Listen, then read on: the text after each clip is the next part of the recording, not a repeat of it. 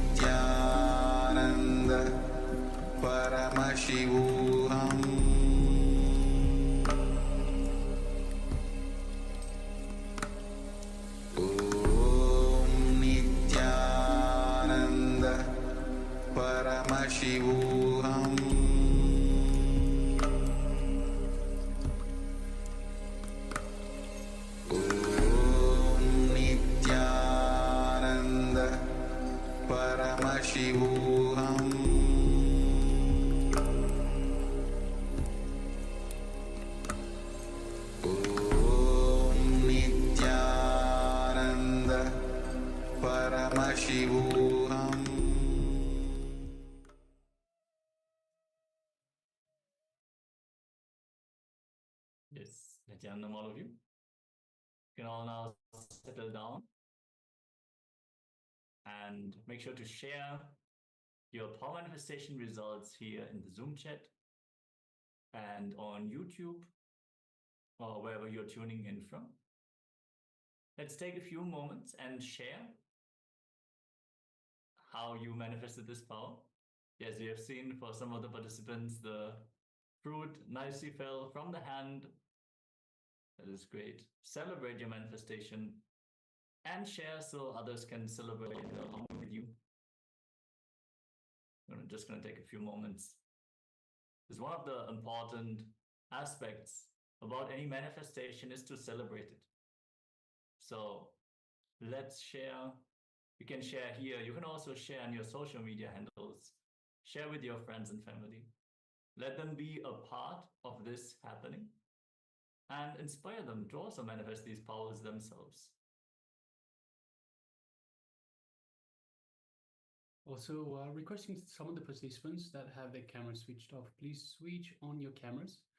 So once again, Ma Siavu, Nitya Swatantra, Nijaya Paramashiva Anandri, and Ma Parabrahma Swarupini. If you could please all switch on your cameras and make sure you're available for the program itself. So please make yourself available. As Swamiji beautifully says, whatever you put into the program is what you get out of it. So the more you make yourself available, the greater chance you have to actually receive all the great truths and to manifest these powers. Take part in this program. So please make sure that you do put in your effort. If you recall, going back to the first day of the program, we asked yourself to write down what it is that you want to achieve from this program. What is it that you want to get out of this program? And Swamiji beautifully told us, put in the effort and you will get it. Put in the effort, and if you put in 100%, you will get 100% of the results. If you put in only 50%, you will get only 50% of the results. So please, for yourself, make sure you are true to yourself. You are integrated to yourself, to the goals that you have set for yourself, and put in the effort to reach those goals. Yes, with this, let's now get ready and move on to the next segment, where we are going to learn about the Swadhisthana chakra.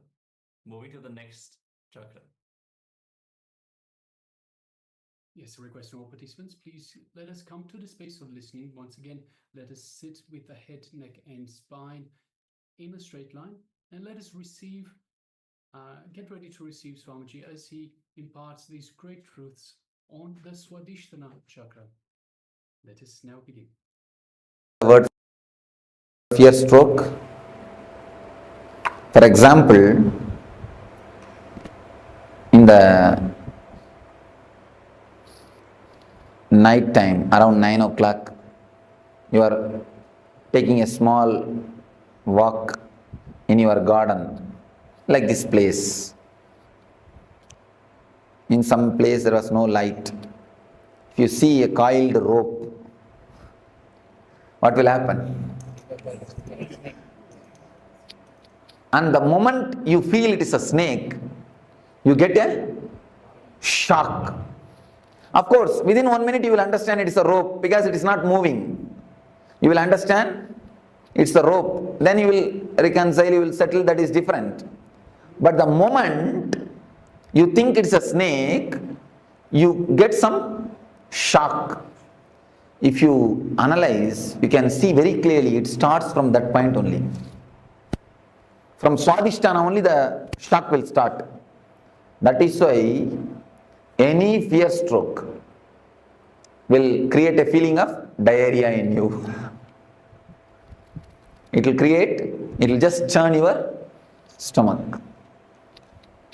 There are so many instances we can say when a flight is caught in turbulence. You get the fear stroke. When the lift stops in between, you get the fear stroke. Many more instances you can tell. Come up with some more instances from your life. When cell phone rings midnight, 12 o'clock. Break failure. See, mind, because of long time thinking, it gets its own intelligence to survive. It plans anything which is harmful for mind. If it is proposed for you, immediately you get some reason, some logic to avoid it. So it tries its best to escape.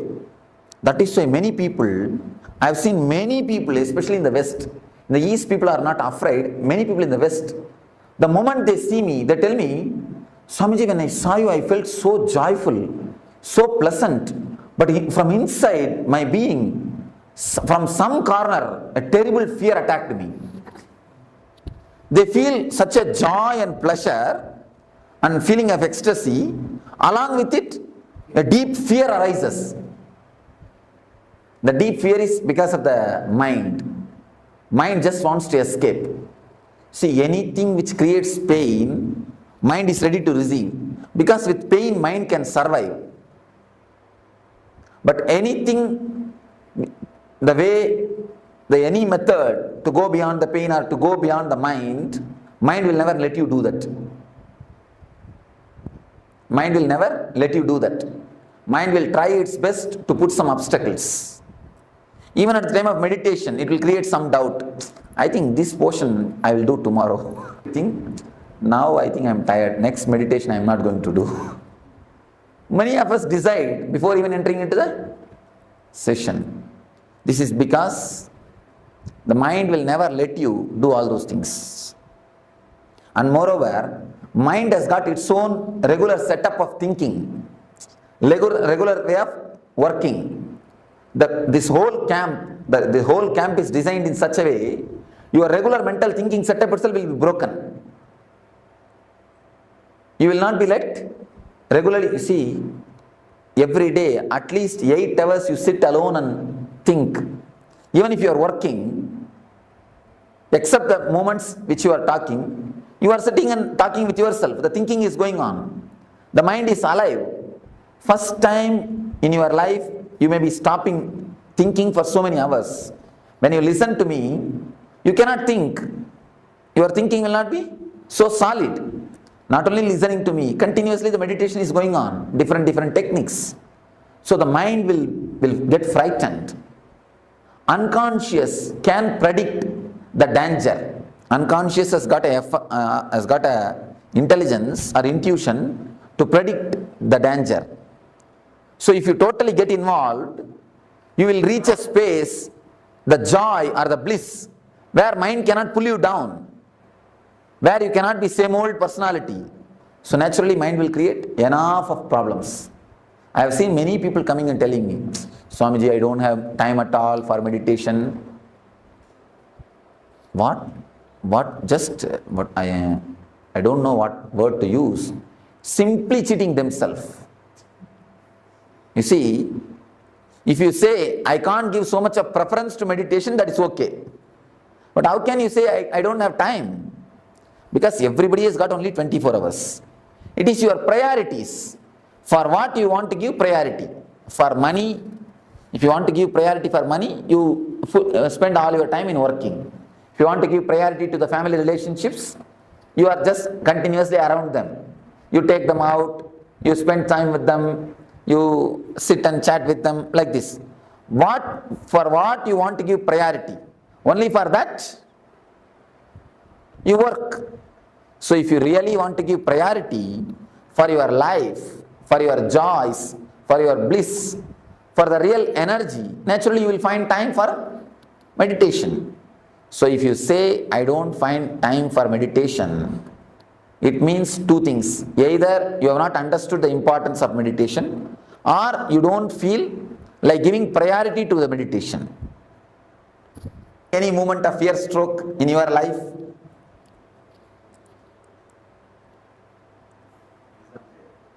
Oh, exam fear. Oh. Okay. Even exam is a fear, not fear stroke. Interview is a fear stroke.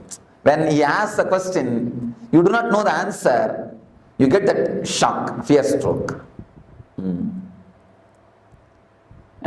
The fear of unknown things. Whenever you see, in the midnight, you feel like having a cup of coffee. You slowly come down from your bedroom to go to the kitchen. Suddenly you see a shadow moving. Then you get the real fear stroke. Instead of boiling the milk, you are boiled. That's right. Some other situations? I have always had, whenever I am planning to leave my home, whether on work or whether on any private journey, immediately I get some churning in my stomach. Yes. Yes. I don't know. It means in the young age, when you leave the house, mother will warn, hey, be careful, come back properly, don't go here, don't go there. The mother's train, that gets recorded. Actually, the kids' Swadhisthana is very simple, very relaxed, sensitive Swadhisthana.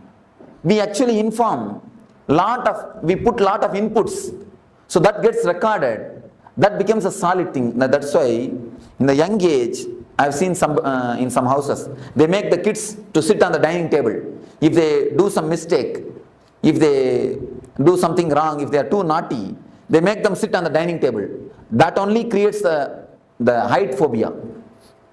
The height phobia is created if you punish the child, making them sit on the heights. So naturally they get that fear. The fear is recorded inside the Swadhisthana. So that only creates the height phobia. For every phobia, these things are only reasons. So at least with your child, please don't create. With your children, please don't create the phobias or deep fears. Never let them, don't give all these nonsensical inputs. I have seen many parents doing it. See, you may catch cold if you move in the rain. Never think children also will do the same thing. Children have got their own strong immune system. It is you who teach them. Don't go in the rain, you will catch cold. Don't go here, don't go there. This will happen, that will happen. Don't eat ice cream. All these things are your teachings. By teaching all these things, you make them dull. Once they have become dull, buffalo, then we feel comfortable. Yes, we have created our we have reproduced. Or we created replicas. Never create this type of strong imprints, samskaras in the kids' mind. And if the kids are jumping around, if they whirl, if they spin, immediately you tell them, hey, keep quiet, sit, you will hit this wall, you will get hurt. I tell you, if they get hurt, be prepared to do the first aid. Never stop them. If they try to climb on a tree, don't pull them down. Just be prepared to do first aid. And just be there. Even if they fall, you can catch them. Never try to disturb them. Never try to pull them down. In the West I saw, in the beaches, kids simply enter into the ocean and play. Parents are just waiting to take care of them, that's all. They never go and disturb them. And in India, we cannot even imagine. I think they will put practically a chain and hold them. Except like a dog, except putting chain, they have done everything else. Don't do that. These are the reasons, these are the things which create very dull or a dead life system. These are the few things of fear stroke. We can very clearly feel the love is felt from the heart. The worry and the depression is felt from the stomach, navel. The fear stroke is felt from the Swadhisthana. Sex is felt from the Mooladhara. In every layer, you can see exactly the emotion being felt in those chakras. Let me explain the fear stroke. Three things you need to understand about the fear stroke.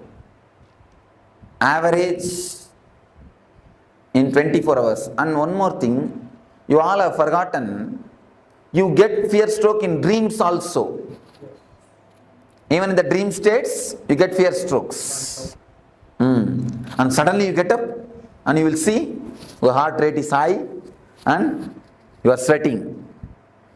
Like you've fallen from a height. Yes, you have fallen from a height and you get up, you see fallen from a height and many things.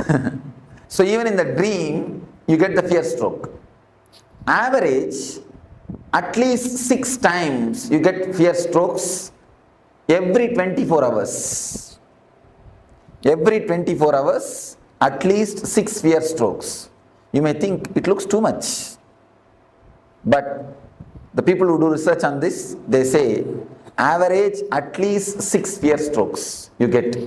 They say maximum even 12 people get even 12 strokes per day. Minimum 6 strokes. One thing you need to understand, fear stroke is just like shaking a rose plant. There's a rose plant. Every day, 6 times if you shake the root of the rose plant, what will happen? Plant will die and the whole flowers will wither out. Just like that only, the same effect happens on you. Fear stroke does the same effect on you. Your whole nervous system is just shaken for one moment. You see, after 2 minutes you understand it is a rope, it is not a snake, by torch, or because it is not moving, you understand. You settle down, that is different. But the moment you get the shock, that's like almost like electric shock, and especially the strong fear strokes, you can feel almost like electric shock only. Your whole body is just shaken. The fear strokes shakes your whole nervous system. First thing, at least 6 fear strokes you get in 24 hours. Second thing, it damages tremendously your immune system. Your immune system is just shaken. Third thing, your lifespan is reduced due to fear stroke. Never think you are afraid of death. You die because you are afraid. We always think we are afraid of death, but understand now, scientists are proving you die because of death, of fear. Your fear brings the death more closer. There is a beautiful Sanskrit saying, a man who is courageous dies only once. Man who is coward dies every day. The fear stroke only is called death of every day. Every day you die. Every fear stroke is a death. And in death, you will have only one fear stroke and leave, that's all over. But in the covered life, in this type of lifestyle, every moment you get the fear stroke.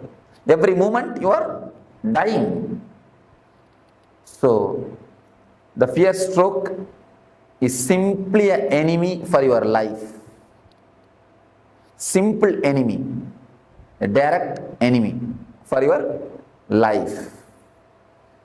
We all know that now the fear stroke is an enemy. How to deal with it? What has to be done?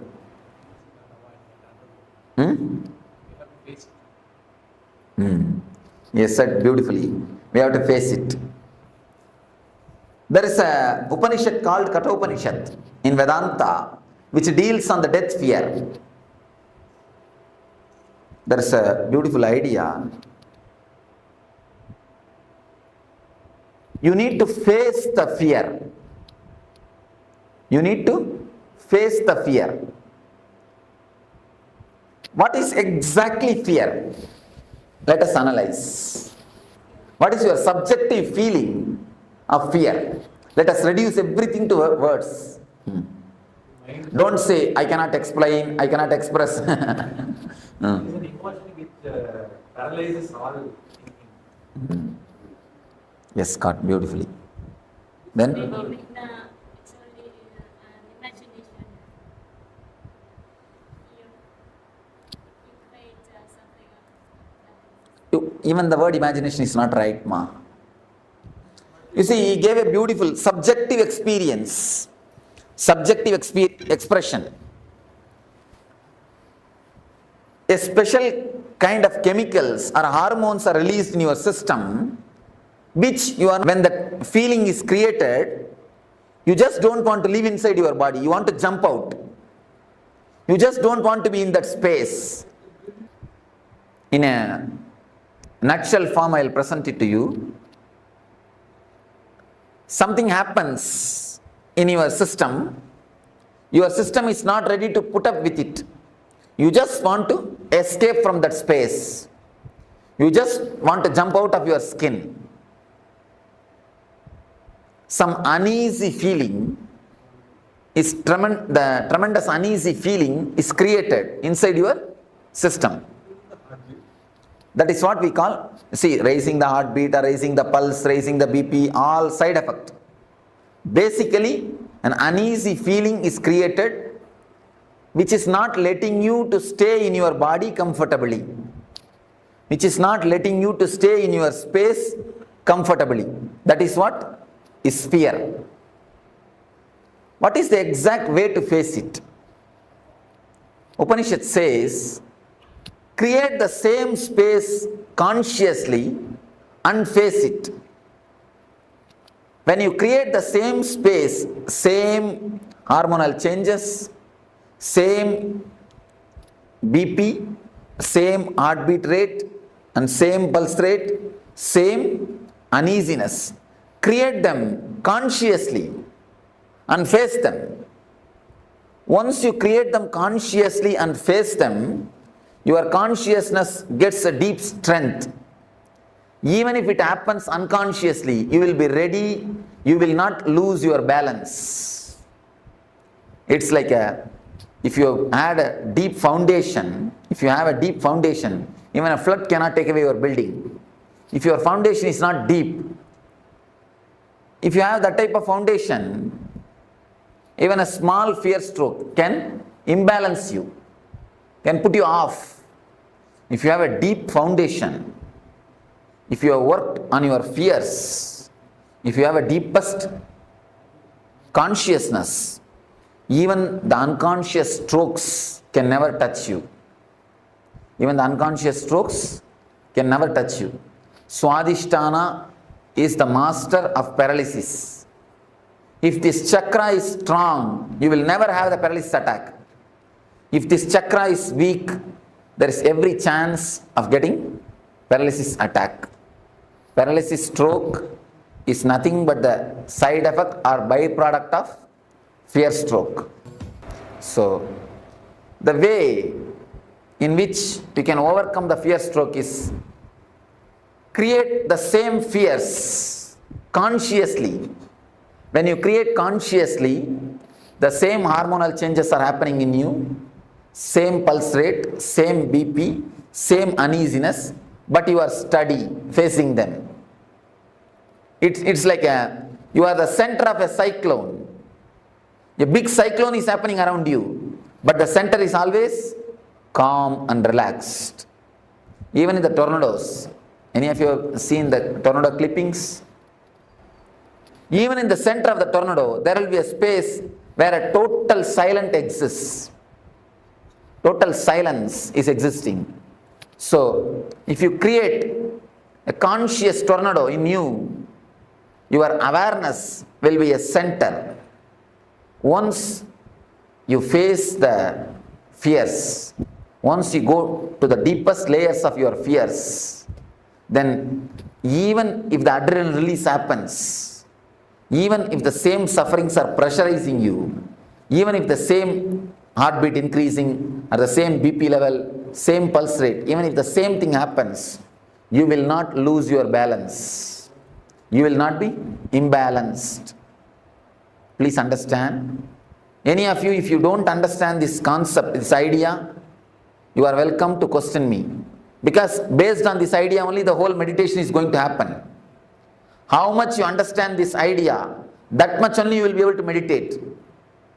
If you have any question, please crisscross me. Innumerable situations where stroke can strike. You said that consciously create so many situations like that.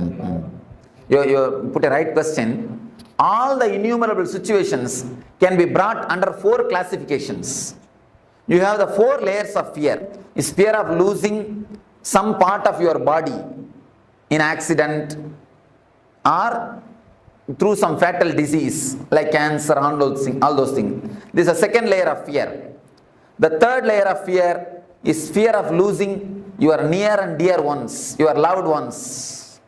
Fear of losing them or losing love from them. Losing them physically or losing love from them is a third layer of fear. The fourth is fear of the unknown, fear of your own death or fear of God, fear of the ghost, fear of unknown is the fourth layer. These are the 4 major layers of fear. If you think there is some more fears than these 4 layers, you can tell me. If we work just on these 4 layers, that is more than enough to reduce the quality and quantity of fear strokes. Any other layers? Any other fears? Somebody asked me, in America, just like this I was telling, somebody asked me, Swamiji, I am afraid of marrying. Under what layer the fear of marriage comes? What is the layer under which the marriage comes? I told them, marriage comes under all the 4 layers. First thing is the fear of losing the status. A small story. Once in the forest, marriage between lion and lioness was happening. Because the marriage was lion's marriage, the whole forest gathered for celebration. Monkey is playing some instrument and fox is playing some instrument. Everybody is playing some instrument and celebrating. Big celebration is going on. Suddenly, a rat jumped in the stage. The center of the stage, it started dancing. The rat started dancing. One lion came and caught the rat and told, hey, it's a lion's marriage. What courage you will have to come and dance here? Fool, who are you to come and dance here? Go outside. Get out. Immediately the rat said, no. Before marriage, I was also lion only. So, first thing, losing the social status. The next thing, of course, don't mind if you are already married. The next thing, the fear of losing the body, some part of some body, or the fatal disease. I was just making fun. In all the 4 layers, you can bring the marriage. Fear of unknown and fear of losing the love. All the 4 layers can happen due to marriage. Anyhow, any other? Fear of expression. Fear of expression. Social status. You are afraid that you may fool, you are a fool. You may prove you are a fool. Afraid of being called as a fool. My brother-in-law passed away by accident. Elder son. While I was sleeping, I know that somebody is coming because the bed is facing the door. So while I'm sleeping, I know somebody is coming. I moved myself. Then why his voice is my brother-in-law, and he's already died. Why he can speak to me now? That made me very fierce and under the shivering. I just ran away from the room. Actually, till the 16th day, the hangover will be there. That is why we are expected to keep that place separate and expected to do that regular shraddha and all those rituals to give a send-off, peaceful send-off. Emotionally, when you relax, when you let go them, only then they can carry on their life. Emotionally, when you let go, only then they can let go. They will be able to let go the whole thing. conduct puja in the morning. Not expensive, a lot of time. Not able to come out of it. Is it the right thing? No, it's a wrong thing. Anything done with a fear cannot be spirituality. That is why I always tell people, never take up Nitya Puja. You see, one day you must have felt so joyful, ecstatic when you did puja. Some one day you will feel so joyful just sitting in front of God and chanting some sloka. Because of that joy, you become greedy of it. Then you start possessing. Yes. You wanted to do the same thing every day, but the same feeling will not be there every day. But the fear is there. The fear will start coming. Oh, if I drop one day, what will happen? Will God mistake me? Exactly. Be very clear, God is not waiting for your milk or fruit. He has got enough of work. First thing, and next thing, because you have the fear, first you must come out of it. Simply drop the puja. Don't bother about it. Simply drop it. Face the fear. And I assure you, nothing wrong will happen. Nothing wrong will happen. That's the first thing. Second thing, face the fear. Nothing wrong. Never do anything out of fear. I never prescribe Nitya Puja for anybody. I always tell the people. And one more thing, people who do Nitya Puja, after doing the Nitya Puja, they will never get into that room. You can see them. See, even ordinarily, you get into the puja room, you go there. But people who do Nitya Puja, after that morning puja, you can never see them again in that room. And even when they do puja, they will be just waiting when I can leave the room and go. When I can finish the room, finish the things and go. They will be just waiting to finish and go. I have always seen people who work in the garden, once they finish the work, they will never go and sit in the garden. They just want to get out of it.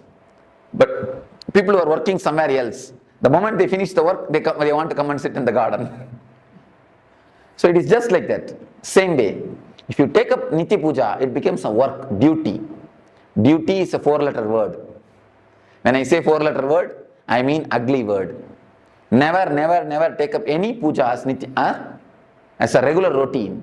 Whenever you feel like, do it. See, puja has to be done out of love and gratitude. Many people ask me, even in the West, many people ask me, Swamiji, please give us a set of puja, Guru Puja. We want to do every day, do puja to you. Do the Guru Puja. I told them, no, never do that. If you want to hate me, start doing puja to me. Then naturally you will get hatred towards me. Then naturally you will never look at my photo after the puja time. I always tell them, look at my photo with love, never with respect.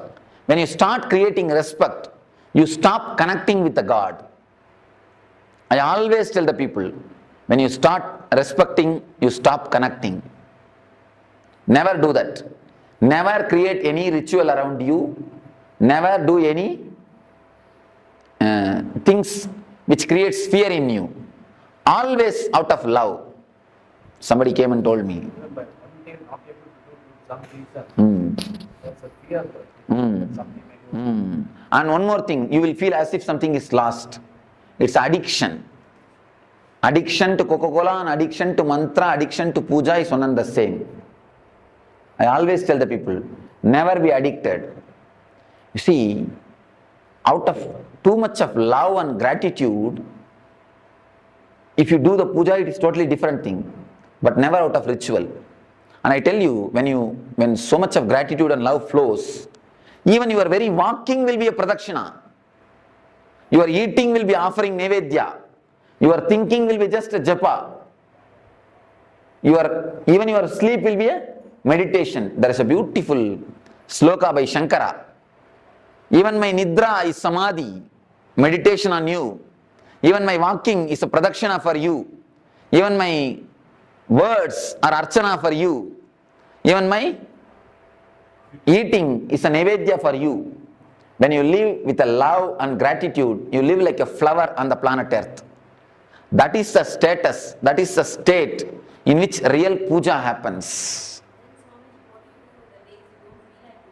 Don't do it, that's all. Why do you bother? Huh? What is this? Why should you feel guilt? One thing, if you see, if you think the God will punish you if you don't do puja, why should we worship him at all? Pull down, he is not God, it means. If he accepts you, whether you do it or not, only then he is God. You understand? Only then he is a compassion. Only then he is a love. He will accept when you do it, he will not accept when you don't do, means he is more or less a politician. And pull him down from his seat. One thing, remembering him will be always with a love. Then you will not have the fear. If it's a ritual, you will have a fear. Be very clear about the things. Be very clear, analyze yourself. If it is out of fear, drop today itself. This moment itself, drop it.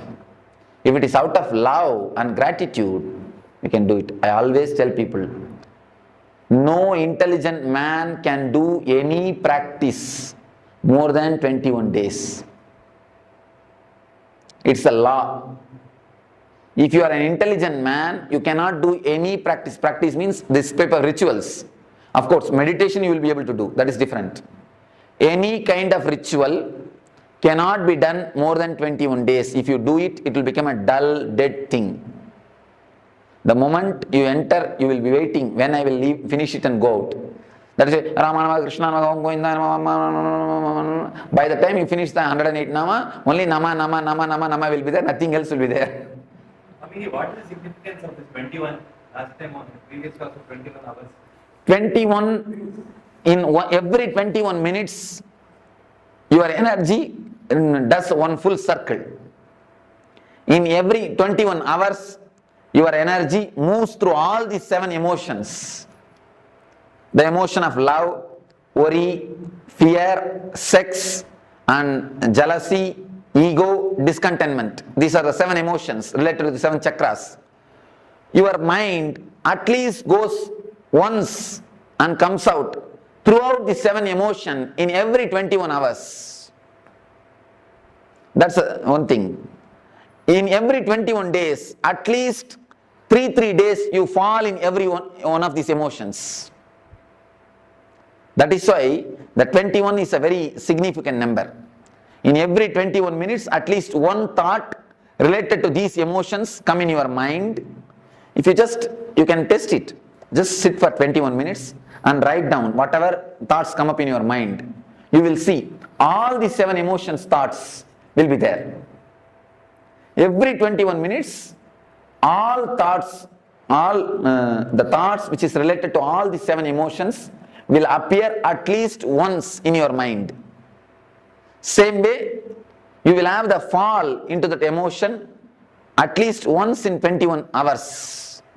And in 21 days, you will have a deep feeling of that emotion. The peak of that emotion will be realized in your body at least once in these 21 days. Thought, feeling, and the peak. Intellectual, emotional, and being level. In all the 3 levels, you will enjoy or you will experience these 7 emotions at least once. In intellectual level, 21 minutes. In emotional level, 21 hours. In being level, 21 days. That's why the 21.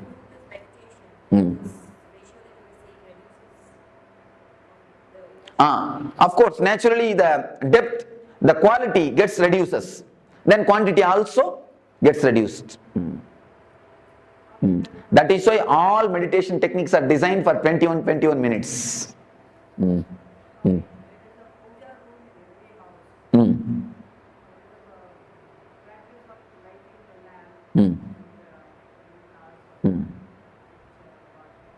Make it as a small ritual. When you feel emotional, that day you sit and do it casually, relaxed way, 2-3 hours. When you don't feel, do it as a 2-3 minutes ritual and finish it and go. Over. Or take turns. Tell somebody else, if you are feeling, today let them go and do, that's all. Even that is to satisfy the mind. Even that is also to satisfy the mind only. If you ask me honestly, I will tell you drop even that. Don't bother about it even. Don't even bother about that. Is it only for partners or even for the future? generally our life. You see, when you imagine about the future, you alter your life. When you imagine about partner, you alter her life. If it alters your life, it is welcome. It's a vision. Only in that way you grow. If it alters somebody else's life, it's an imagination. Don't do that. Alter your life, okay, but never try to alter others' life. This is the difference. Bhavana, Kalpana. Bhavana means vision, visualizing. Kalpana means imagination. So do visualization, never imagination. So visualization, what I have seen with experiences, these are contradictory visualization. Okay.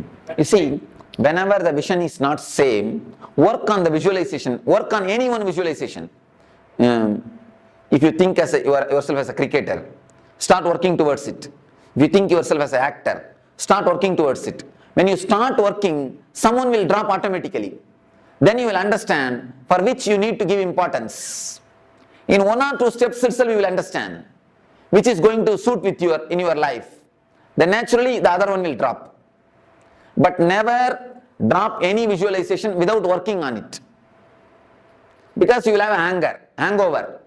If you drop that visualization, if you drop the idea of being an actor without trying to work towards it, at least take 1 step towards some producer's house. Then if you feel, no, this is not for me, it is difficult, then you drop. You will not have a hangover. If you drop without having any steps taken towards it, you will have a hangover. So start taking steps. Naturally, whatever is not for you will drop. Not that you need to drop it, that will drop you. Naturally, you can go ahead in the steps which you need to go.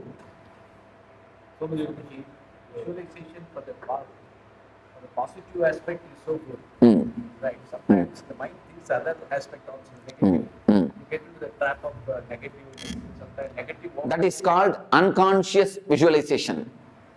Meditation is the only solution for unconscious visualization. Otherwise, the unconscious visualization is nothing less than a poison.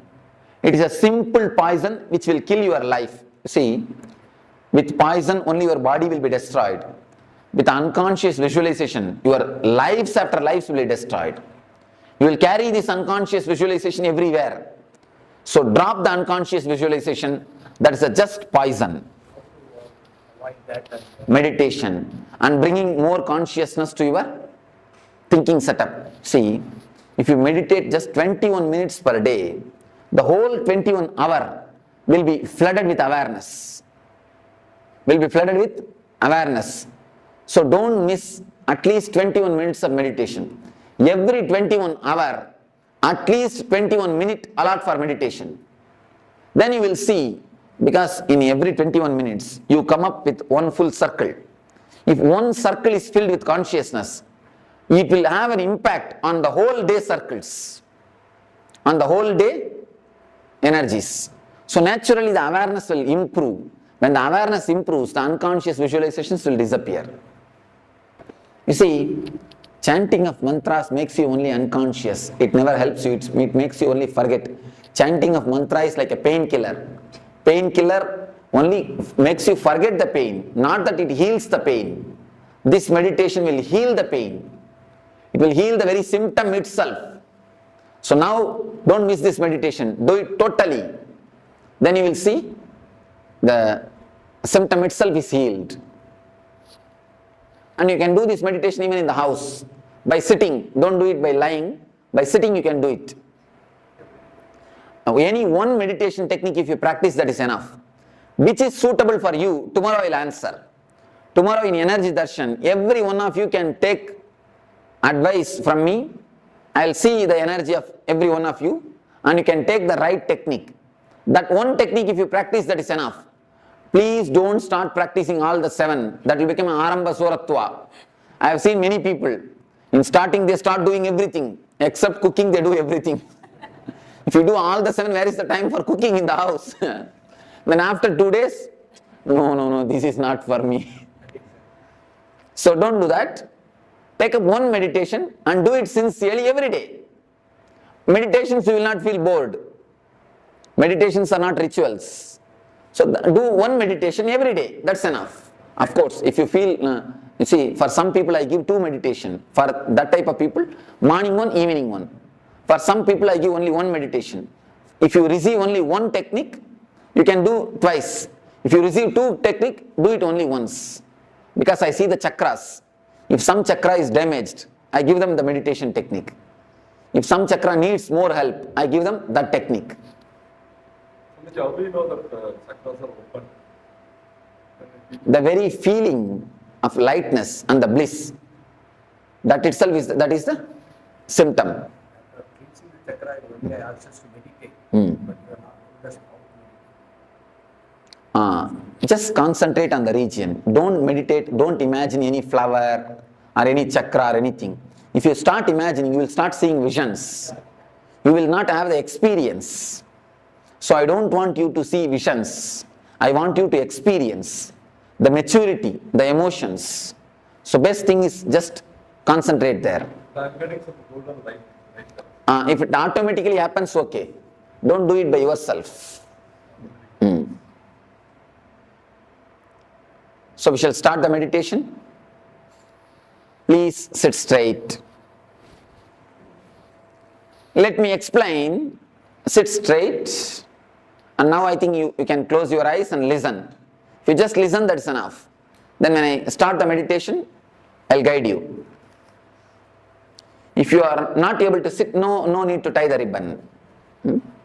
If you are not able to sit on the ground, you can sit on the chair, nothing wrong. But sit straight and close your eyes.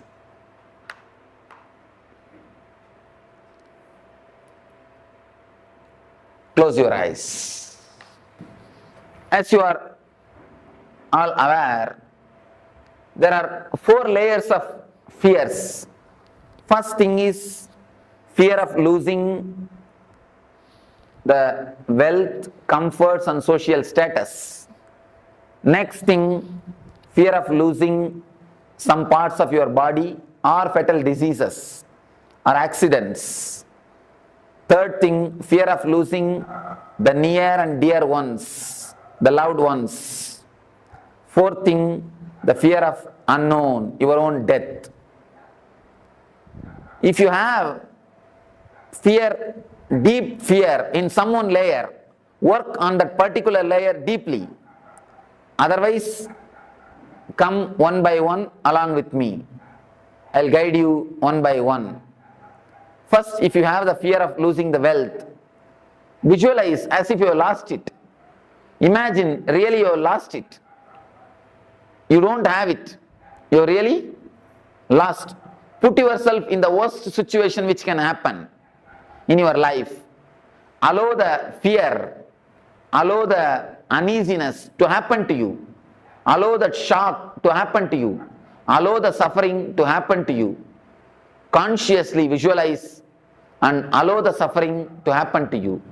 Same way, step by step, we will start penetrating all the 4 layers of fear. Now please tie the ribbons.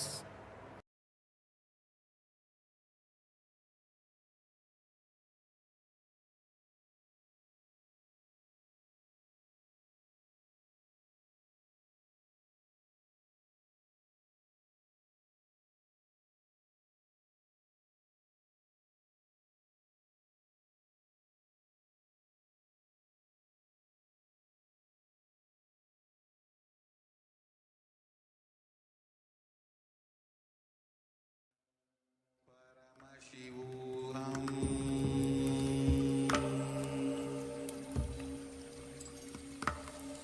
Om Nityananda Paramashivoham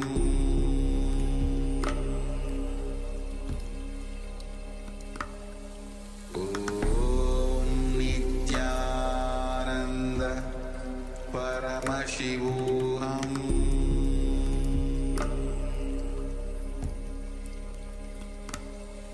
Om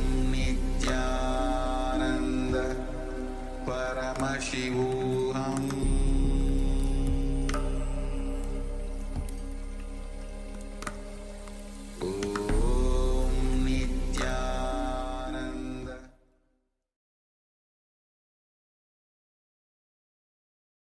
Yes. So Swamiji has shared that the Swadhisthana chakra is blocked by our fears. And he described 4 layers of fears. And that in order to overcome fears, experience fearlessness, we have to face the fears. So many fears that we have, we don't even want to think about them. We don't even want to imagine that they could come true. By doing that, we give power to these fears.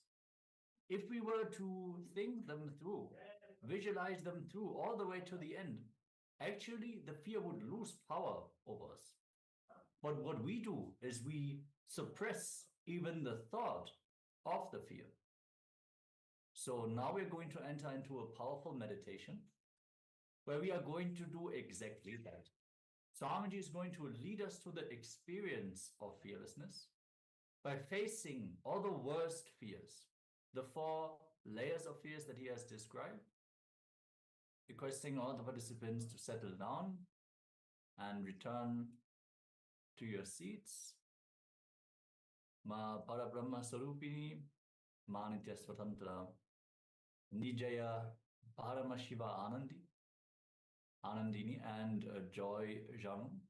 You could return. Your camera's off, so we cannot tell whether you're actually present. Let us all settle down and get ready for this meditation. You can tie the blindfold or simply close your eyes, but sit, if you can, on the floor in Paramasana. If it is not possible to sit on the floor, you can sit on a chair.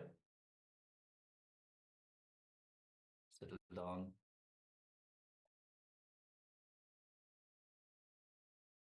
Yes, we are now going to enter into a meditation. Marcia would just joined in, just on time now. Settle down. And yes, close your eyes and get ready as Swamiji is going to guide us through this meditation.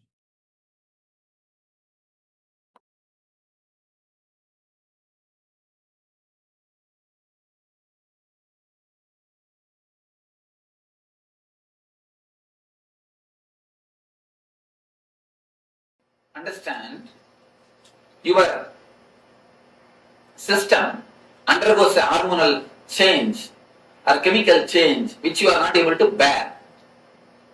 Once you know how to be centered, even when that happens, you can open the Swadhisthana.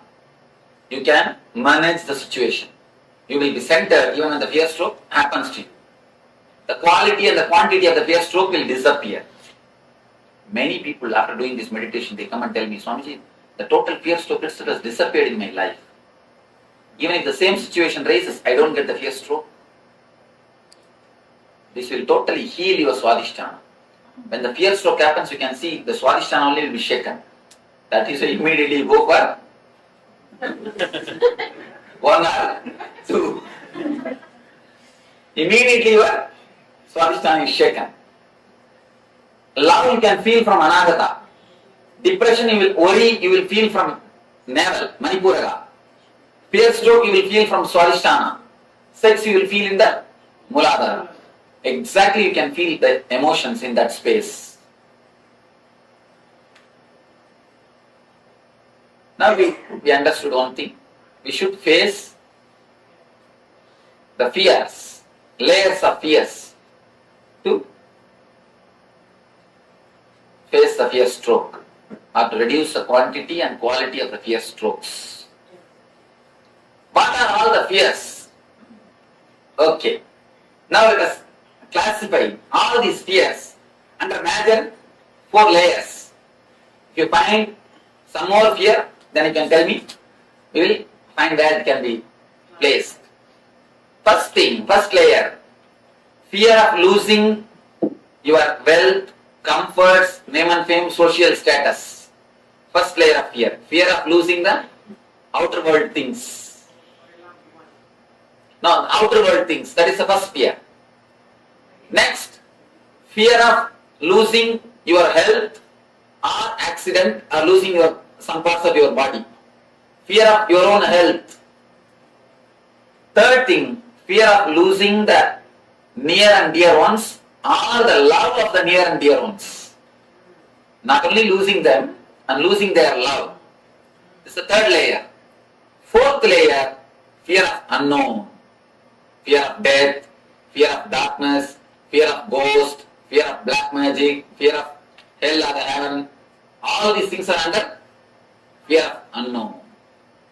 These are the four major fears. Is there any other fear which has to be which you have? We can classify it. Because we need to understand these four layers of fear. We are going to work on it. Any other fear? Physical? We heard, but I didn't have an experience. But when the rape and something happened. And that is the first thing. You see, if you bother about the name and fame, it comes under first category. If you bother about the personal pain, second category.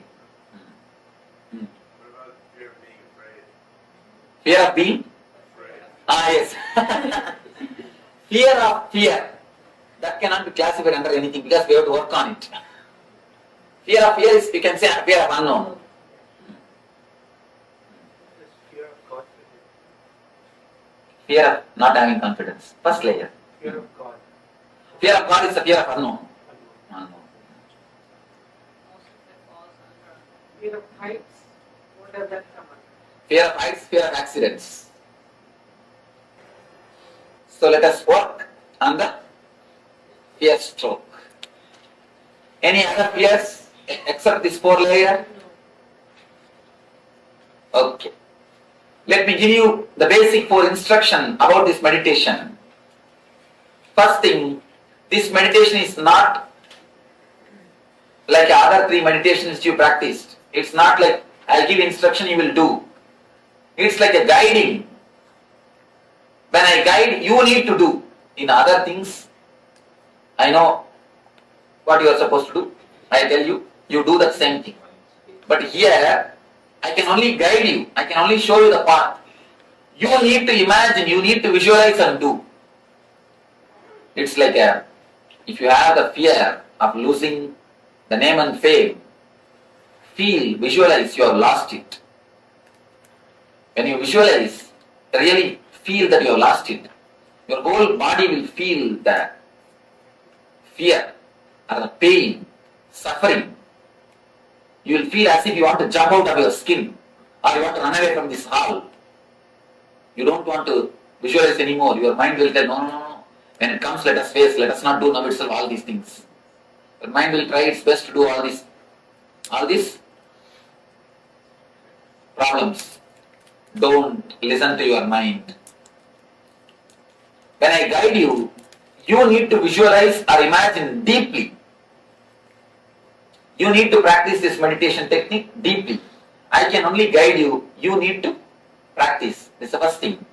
Second thing, don't think what imagination can help me. I know everything. Why should I imagine? Don't think. If you imagine, only then you will understand what all the things are locking you. Where you are caught. You may think, I know what are my fears. What is there in imagining? What is there in visualizing? What it is going to do? I know how to come out. I will do. If you think in that way, it's only an intellectual knowledge. Intellectual knowledge, the value of intellectual knowledge, it's like a 0, 0, 0, 0, 0, 10, 0. Spiritual experience is 1. If you don't add that 1, what's the value? 10, 0 is equal to 1, 0 only. So if you add the 1, only then the zeros get value. So have the experience, only then your intellectual knowledge will get value. So don't think what imagination can do for you. Imagine deeply, visualize totally. Then you will understand how much it can help you. Because by visualizing, the Manipura totally gets cleared, actually it gets unwinded. Now it is like a twisted towel. For example, a bed towel, if you twist how it is, your Swadhisthana is just like that. That is why you are holding it. You are tight in that region. If you visualize and do this meditation, it will slowly get relaxed. It is just totally relaxed. It will totally heal the Swadhisthana. So, visualize totally. Second thing. Third thing, don't have the fear, will I die once for all? Don't have the fear, you will come back. Fourth thing, there are 4 layers I will be explaining, I will be guiding you. All will not have fear of all 4 layers. You will have other 2-3 layers, only little bit. Some one layer you will have a deep fear. Work on that deep fear layer some more time, even if I go to next layer, don't bother about it. The 4 layers, losing the outer comforts, name and fame, social status, losing your own body, health or some parts of your body or accident, losing the near and dear ones or the love of the near and dear ones, fear of your own death and the unknown, fear of unknown. If you are caught in any one layer deeply, work on that layer deeply. So, any more doubt about this meditation? Visualize totally. Let your eyes pour tears. Let your hands tremble. Let you feel that you are sinking. Let you feel you are dying. Nothing wrong. Allow everything to happen. Everything to come up. Only then your consciousness will get strengthened to face the fears and to reduce the quality and quantity of the fear stroke.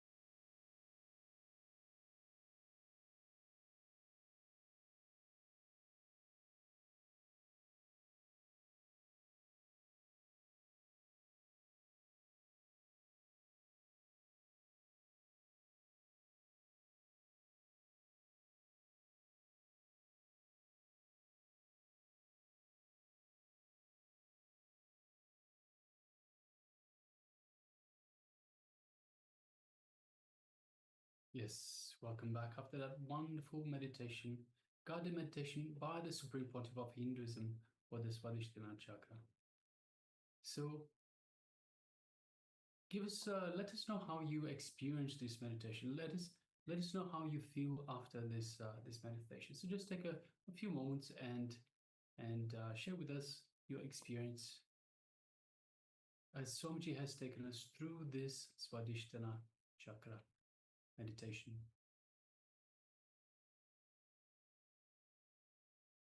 So requesting all participants that have taken part in the meditation itself to please let us know your experience in this meditation. How did you feel? What did you experience? So for everyone, the experience will be different. It will be different because we are all different. We are all unique manifestations of the divine. All we have our own paths. So naturally, our experience will also be different. So just take a moment to share with us in the chat box your experience for this meditation technique for the Swadhisthana Chakra.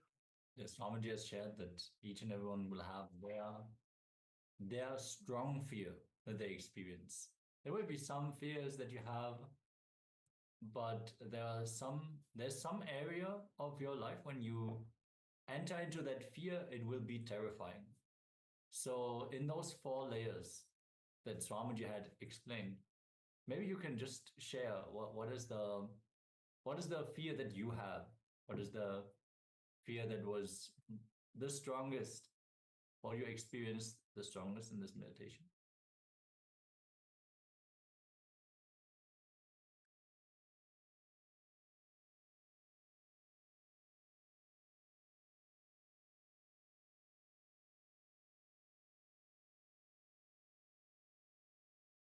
And of course, do let us know any challenges that you are facing. So any challenges with respect to these fears or to any fears that you might have. If you have any challenges, do share with us and we'll make sure that we can guide you. We can guide you through to face these fears, to overcome these fears so that you are not burdened by these going forward.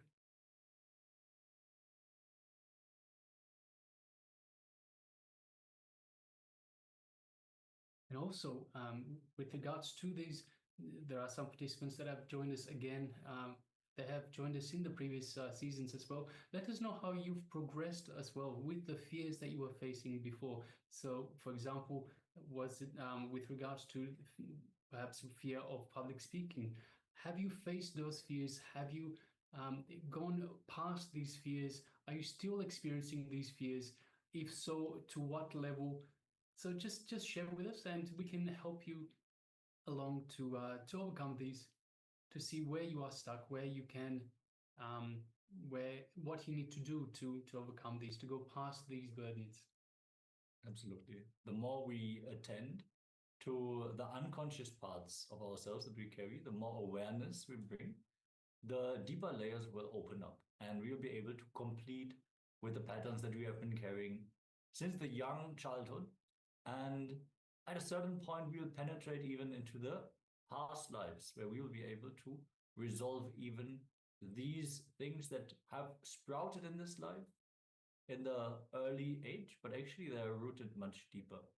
So whenever we enter into these powerful processes, make sure that you go into it totally. Let yourself fully experience the meditation, the various techniques that Swamiji is giving, so you can cry, you can shout, you can shiver in fear, knowing that this is a safe space. It is a protected space. Swamiji's presence is here for us to relieve these incidences.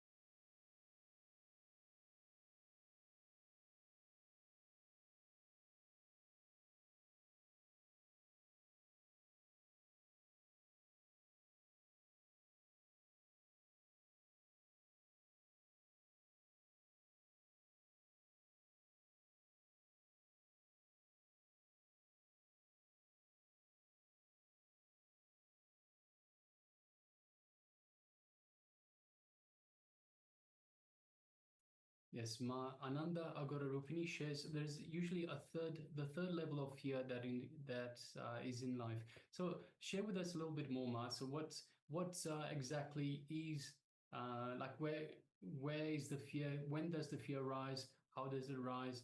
What do you feel? So just take a moment to share with us a little bit more information.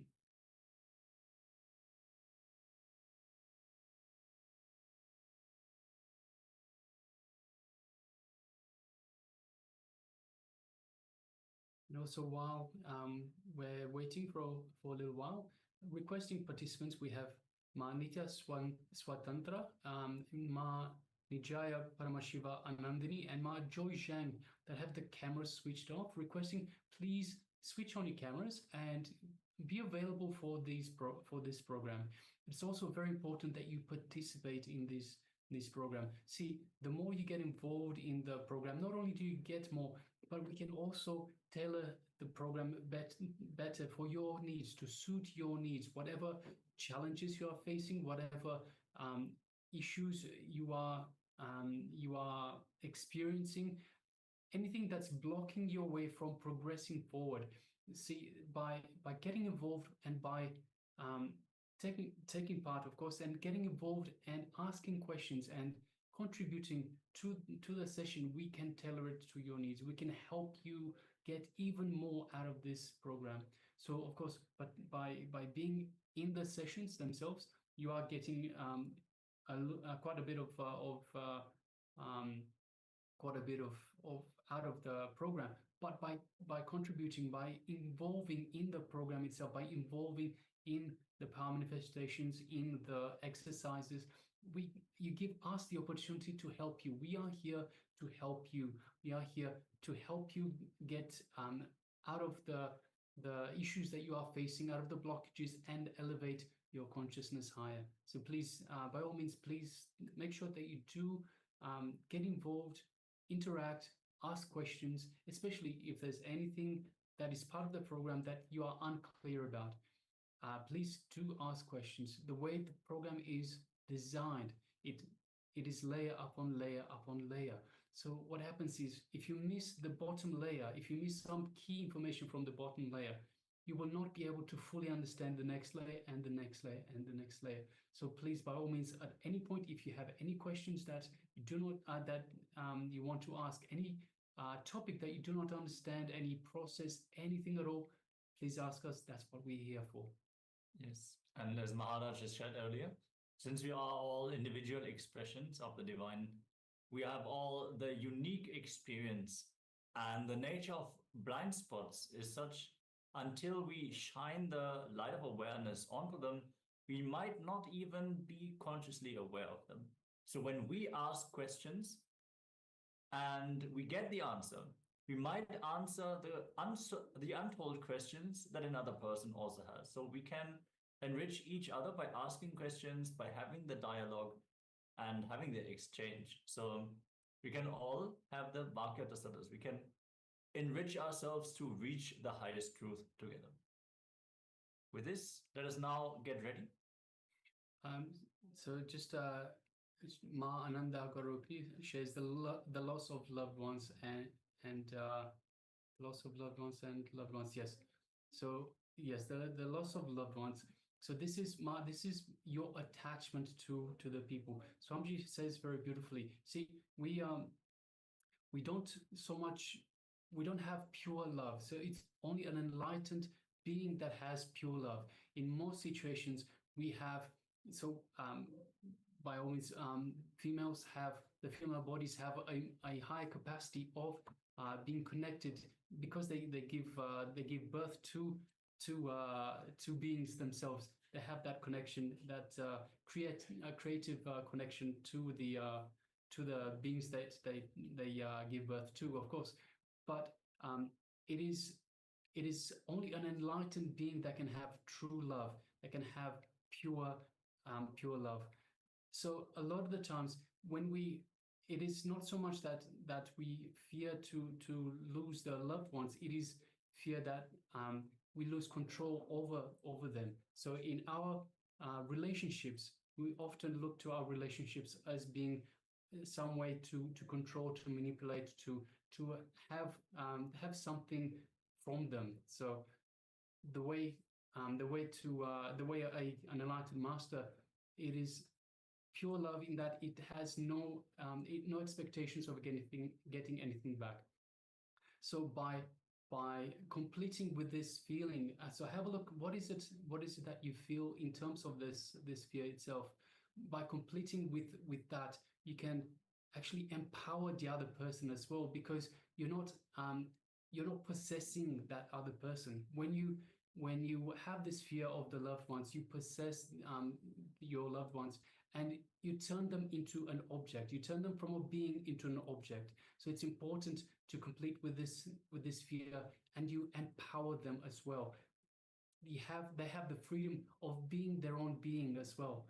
So yes, Mark, definitely complete with this. Have a look inside and have a look, what is it exactly that you expect from this relationship? So this loved one, what is the expectation that you have to get back from this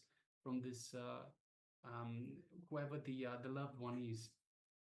And when you have a look with awareness. You also, because you're bringing awareness to the relationship, you also melt the fear away. You also melt the expectation away. So that way you empower this person and you empower yourself. Because see, Swamiji tells us very beautifully, when you walk the dog, you have the dog on a leash. Yeah. It is not only the dog that is bound, it is also the human that is bound, because the human can't run away because they have the dog on the leash.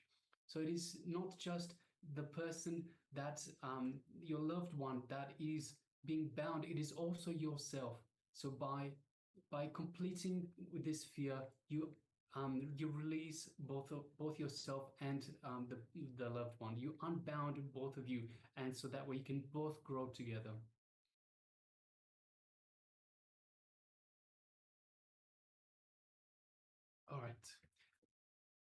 All right, with this, let us move on to the next segment.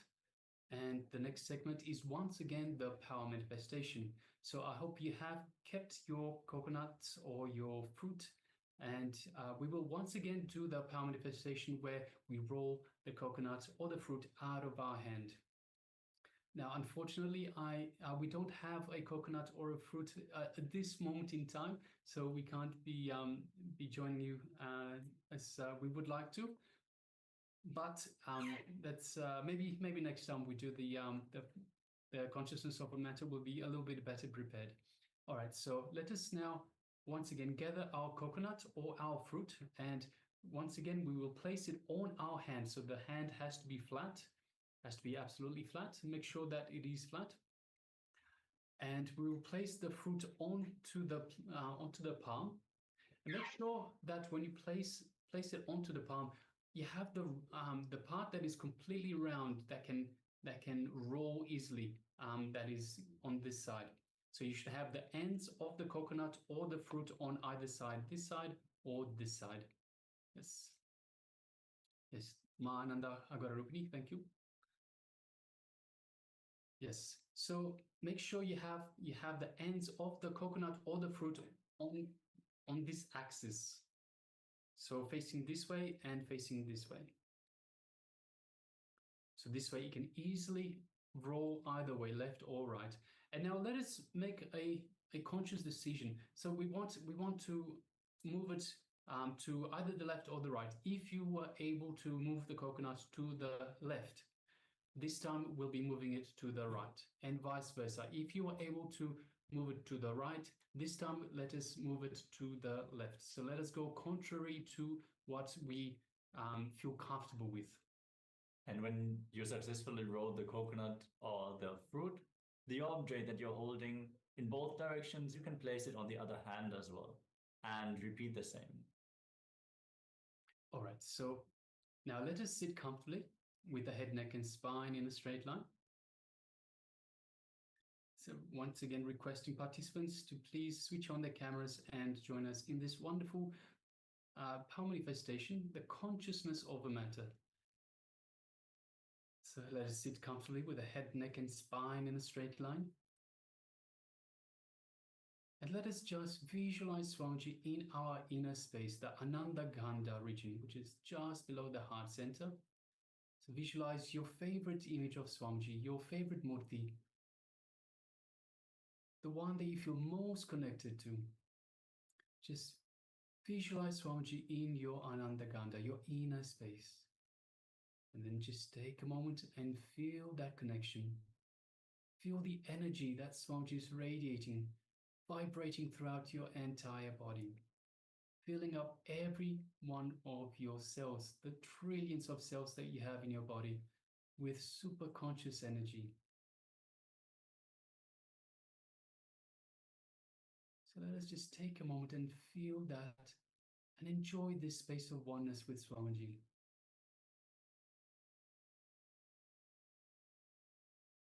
And just know that you are in oneness with Swamiji. Now let us move our gaze just lightly to the third eye, which is just between the eyebrows. Just gaze gently, don't strain yourself, don't concentrate, just the way you would look at a flower, at a rose. Look at it, just lightly gaze into the third eye. And now, through our third eye, let us look into Swamiji's third eye. And you feel, as you do so, you feel a connection to Swamiji's third eye, an energetic connection that is getting stronger, that is vibrating in your third eye, activating your third eye.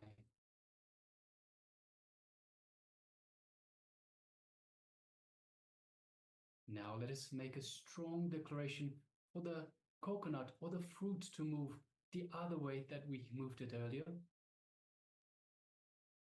Make that strong declaration. Nothing else is the truth. Nothing else is reality but your strong intention. Your intention to be.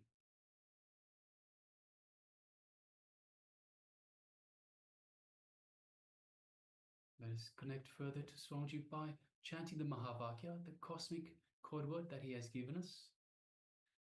Om Nityananda Paramashivoham.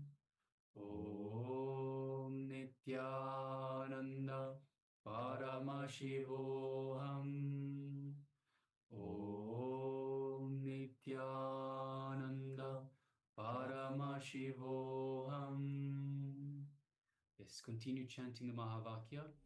And from this space of oneness with Swamiji, from this understanding that you are Paramashiva, with this strong declaration that is the only reality, to move the coconut, to move the fruit out of your palm, let us now start manifesting this power of consciousness over matter.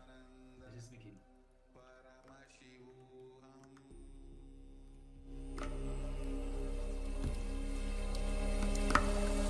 Om Nityananda Paramashivoham.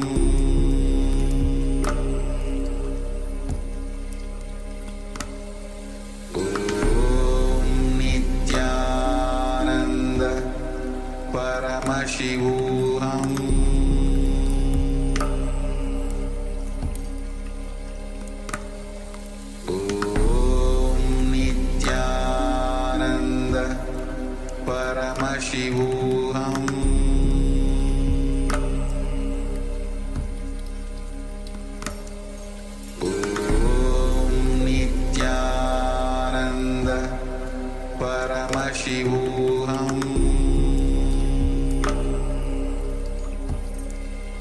Paramashivoham. Om Nityananda Paramashivoham.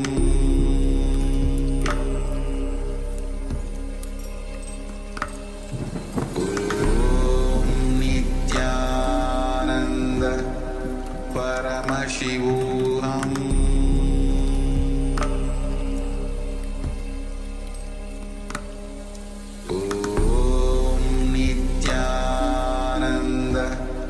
Paramashivoham.